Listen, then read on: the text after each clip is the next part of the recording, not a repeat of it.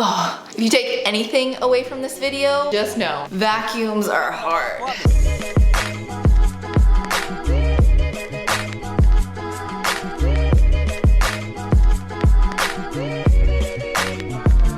What is going on, guys? So welcome to the video. Today is Saturday, March 2nd.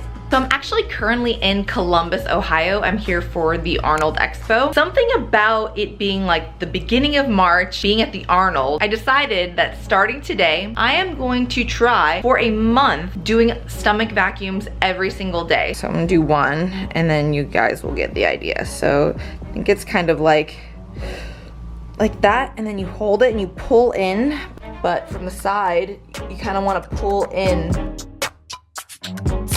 My 6 months of ab training experiment where I trained my abs every single day, I guess I was just enjoying the self-induced torture and wanted to add in something else into the mix. But in all seriousness, I guess that video made me realize how much I really enjoy documenting and experimenting with new things with my body, and I just really wanted to try it out because why not? And in general, I've been a long time fan of bodybuilding and was intrigued by old images that I would see or old footage of bodybuilders doing stomach vacuums for certain poses. But I was also under the impression that they were doing this exercise to also make their waist smaller. So my objective for this was to try it out for myself and see if I could make my waist smaller, because who doesn't want that? And if you're not familiar, an abdominal or stomach vacuum is an exercise that basically looks like you're sucking in your stomach as if you're pulling your belly button to the back of your spine. But to add a little bit of scientific credibility to this video, a formal definition published in a 2018 paper called The Abdominal Technique for Bodybuilding describes it as a low pulmonary volume breath hold, followed by a rib cage lift, and expansion involving activation of accessory respiratory muscles, which is a bit harder to visualize, but I think you get the idea. So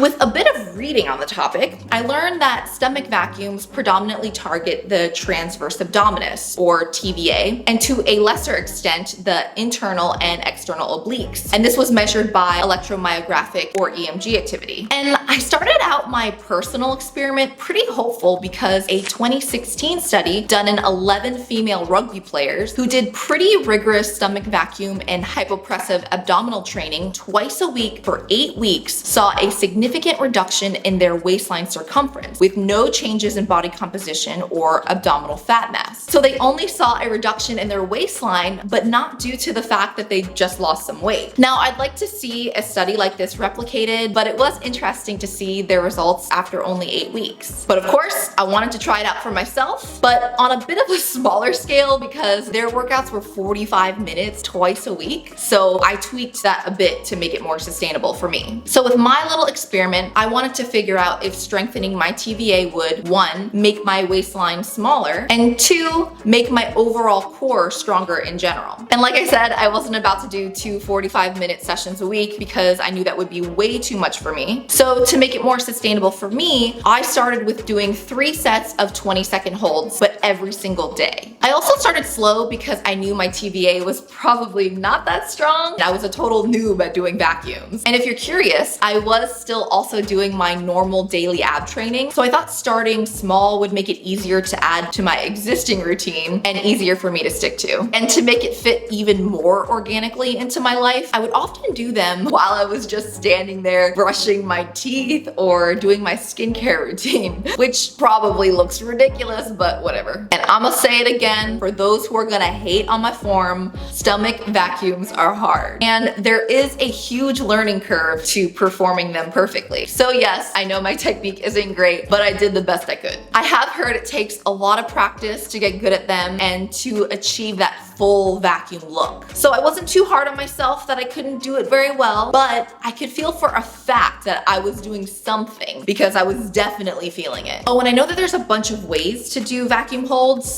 There's like sitting, standing, being on all fours, and leaning against something, but I mostly used the standing and leaning variations so I could do other things at the same time. And for me personally, I did find that when I leaned over, I could get a deeper pull in my abdomen, but I did use both standing and leaning interchangeably. So at the beginning of March, I took starting point measurements. I measured 1 inch above my belly button and 1 inch below it. 1 inch above, I measured 25 inches on the dot, and 1 inch below, I measured 27.5 inches. So like I said, I started off with 3 sets of 20-second holds, but after 2 weeks of doing that every single day, I felt like 20-second holds were getting a bit too easy. So I did move on to doing 3 sets of 60-second holds. After an entire month of doing stomach vacuums, these were my results.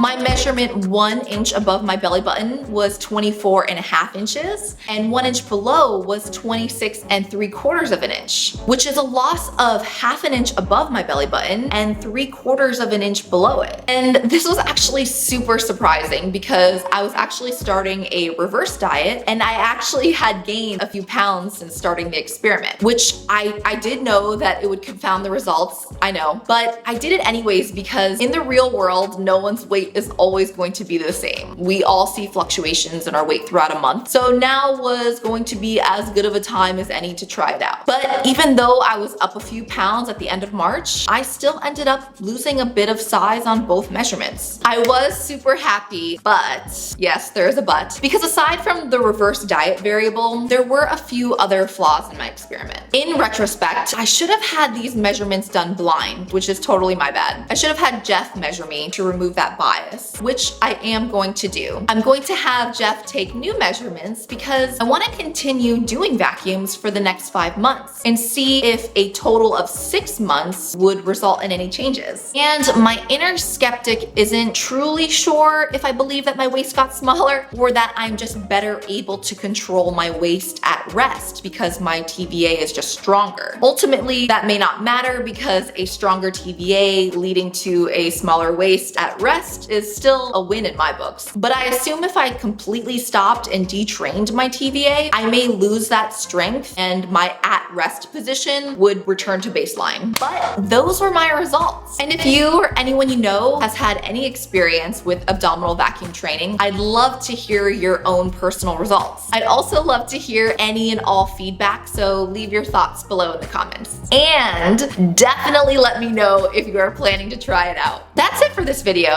I hope that you liked it, and if you did, please give it a big thumbs up and share it with someone you're going to make do this with you for the next month. I'm going to leave my first ab training video right here in case you haven't seen it, and subscribe if you happen to be new. I will see you in a video very soon. I love you so much. Bye. So I did like 100 vacuums yesterday to get the thumbnail, and I am so sore. The things I do for YouTube.